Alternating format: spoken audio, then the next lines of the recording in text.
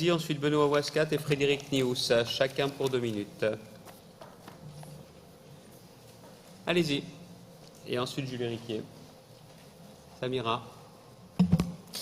Merci Monsieur le Président, Mesdames et Messieurs les conseillers régionaux, chers collègues. Depuis le début du mandat, notre collectivité régionale développe une politique ambitieuse d'aménagement et d'équilibre du territoire. Les délibérations que nous venons d'adopter sur la Pradette montrent combien nous sommes aux côtés des collectivités locales pour accompagner leur investissement.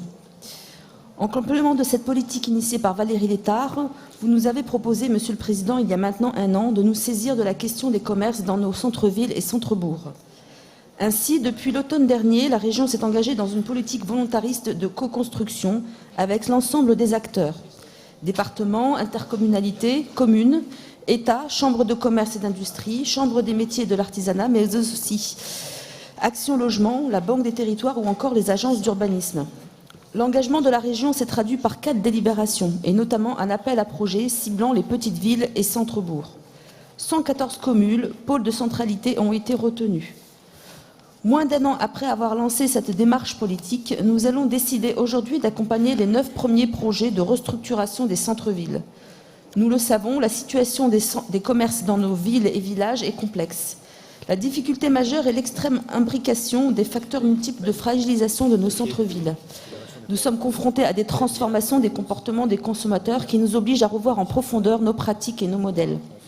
À cela, il faut ajouter la révolution numérique, avec le e-commerce, le drive, mais aussi les difficultés économiques, la dégradation de certains espaces collectifs ou encore des loyers commerciaux parfois excessifs. Nous l'avons déjà souligné au cours de nos débats.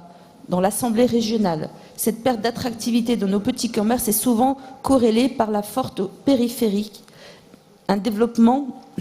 concurrence périphérique, un développement accru de zones commerciales.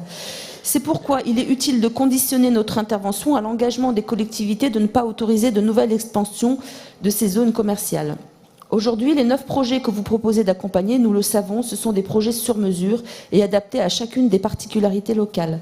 Résorption de friches, réaménagement d'espaces publics, création d'une hall couverte, établissement d'un règlement local de publicité, autant de projets qui permettront aux communes et aux commerçants de relever le défi de la revitalisation de leur centre-ville. Le groupe UDI-UC votera évidemment donc cette délibération avec enthousiasme. Je vous remercie.